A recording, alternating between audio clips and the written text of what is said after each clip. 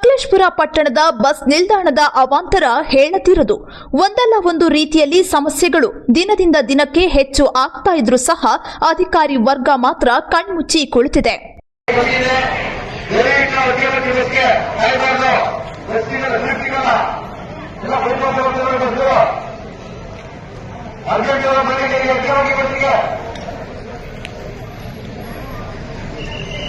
ಹೌದು, ನಗರದ ಬಸ್ ನಿಲ್ದಾಣದಲ್ಲಿ ಸ್ವಚ್ಛತೆಯಂತೂ ಕಣ್ಮರೆಯಾಗಿ ಅನೇಕ ವರ್ಷಗಳೇ ಕಳೆದಿವೆ. ಈಗ ರಾತ್ರಿ ವೇಳೆ ನಿಲ್ದಾಣದ ಆವರಣ ಸುತ್ತಲೂ ಹಾಕಿರುವ ದೀಪಗಳು ಹೆಸರಿಗೆ ಮಾತ್ರ ಉಳಿದಿವೆ. ವಾರದಲ್ಲಿ ಒಂದು ದಿನ ಆ ದೀಪಗಳು ಉರಿದ್ರೆ ಹೆಚ್ಚು. ಯಾವಾಗ ನೋಡಿದ್ರೂ ಕತ್ತಲೆ ಕವಿದ ವಾತಾವರಣ ನಿರ್ಮಾಣವಾಗಿರುತ್ತೆ. ಪ್ರಯಾಣಿಕರು ಬಸ್ ಹತ್ತುವಾಗ ಇಳಿಯುವಾಗ ಭಯದಿಂದ ಕೆಳಗೆ ಏನೂ ಕಾಣದೆ ಕತ್ತಲೆಯಲ್ಲಿ ಬರುವಂತಾಗಿದೆ. ಬಸ್ ನಿಲ್ದಾಣದ ಒಳಗೆ ಮಾತ್ರ ಎಲ್ಲಿ ನೋಡಿದ್ರೂ ಬೆಳಕು ಗೋಚರಿಸುವುದು. ಆದರೆ ಆವರಣ ಮಾತ್ರ ಕತ್ತಲೆಮಯ. ಮೊದಲೇ ಕಳ್ಳಕಾಕರ ಹಾವಳಿ ಹೆಚ್ಚು. ಇದೆಲ್ಲದರ ಬಗ್ಗೆ ಗಮನ ಕೊಡದೆ ಇಲ್ಲಿನ ಡಿಪೋ ಸಿಬ್ಬಂದಿ ಮಾತ್ರ ಕಣ್ಮುಚ್ಚಿ ಕುಳಿತಿದ್ದಾರೆ. ಇನ್ನಾದರೂ ಎಚ್ಚೆತ್ತು ದೀಪಗಳ ನಿರ್ವಹಣೆ ಮಾಡುತ್ತಾರೆಯೇ ಕಾದು ನೋಡಬೇಕಿದೆ. ನಾವು ಸಕಲೇಶಪುರ ಟ್ಯಾಕ್ಸಿ ಚಾಲಕರು ಮಾತಾಡ್ತಿರೋದು. ಏನಾಗಿದೆ ಅಂತಂದ್ರೆ, ಹೊಸ ಬಸ್ ಸ್ಟ್ಯಾಂಡ್ನಲ್ಲಿ ಕರೆಂಟ್ ಹೋದ್ರೆ ಸರಿಯಾದ ಅಂಗಡಿಗಳನ್ನ ಬಿಟ್ಟು ಬೇರೆ ಎಲ್ಲೂ ಕೂಡ ಬೆಳಕಿಲ್ಲ. ಇಲ್ಲಿ ಒಂದು ಜನರೇಟರ್ ಬೇಕು ಅಂತ ಸುಮಾರು ಸಾರಿ ಮನವಿ ಮಾಡಿದ್ದೀವಿ.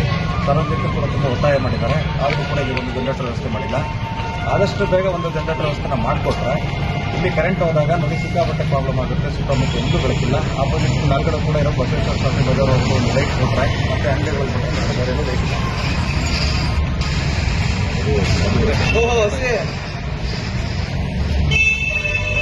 ಸೊ ಆದಷ್ಟು ಬೇಗ ಬಸ್ ಸ್ಟ್ಯಾಂಡಲ್ಲಿ ಈಗ ಡಿಪೋದವರು ಒಂದು ಗಮನ ತಗೊಂಡು ಇಲ್ಲಿಗೆ ಒಂದು ಆದಷ್ಟು ಬೇಗ ಒಂದು ಜನರೇಟರ್ ವ್ಯವಸ್ಥೆ ಮಾಡಿಕೊಳ್ಳಿ ಅಂತ ಸಾರ್ವಜನಿಕರ ಪರವಾಗಿ ನಾವೆಲ್ಲ ಕೇಳ್ತೀವಿ.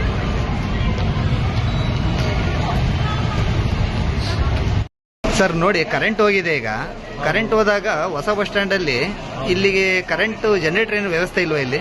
ಸರ್ ಇಲ್ಲ ಸರ್, ಇದುವರೆಗೂ ಇಷ್ಟು ವರ್ಷದಲ್ಲಿ ನಾವು ನೋಡಂಗೆ ಜನರೇಟರ್ ವ್ಯವಸ್ಥೆ ಯಾವುದು ಮಾಡಿಲ್ಲ. ಕರೆಂಟ್ ಹೋದಾಗ ಸ್ವಲ್ಪ ಜನಗಳಿಗೆ ತೊಂದರೆ ಆಗುತ್ತೆ. ಅದನ್ನೇನಾದ್ರು ಮತ್ತೆ ಅವರ ಸಂಸ್ಥೆ ಅದಕ್ಕೆ ಏನಾದ್ರು ವ್ಯವಸ್ಥೆ ಮಾಡಬೇಕು. ಮಾಡಿದ್ರೆ ಜನರಿಗೆ ಒಳ್ಳೇದಾಗುತ್ತೆ ಅಂತ ನಮ್ಮ ಅನಿಸಿಕೆ. ಇಲ್ಲಾಂದ್ರೆ ಏನಾದ್ರು ಹೆಚ್ಚು ಕಡಿಮೆ ಆದ್ರೆ ಡಿಪೋ ಇಲ್ಲಿಯವರೇ ಕಾರಣ ಆಗ್ತಾರೆ ಅಲ್ವಾ? ಹೌದು ಸರ್, ಹೌದು. ಕಷ್ಟದಲ್ಲಿ ಜನಗಳು ಒಂದೇ ತರ ಇರಲ್ಲ, ಎಲ್ಲ ಇರ್ತಾರೆ, ಎಲ್ಲ ತರದವರು ಇರ್ತಾರೆ. ಹಾಗಾಗಿ ಒಂದು ವ್ಯವಸ್ಥೆ ಮಾಡಿದ್ರೆ ಒಳ್ಳೇದು. ಸರಿ. Voice of Kannadiga news, Hassan ಜಿಲ್ಲೆ, ಸಕಲೇಶಪುರ.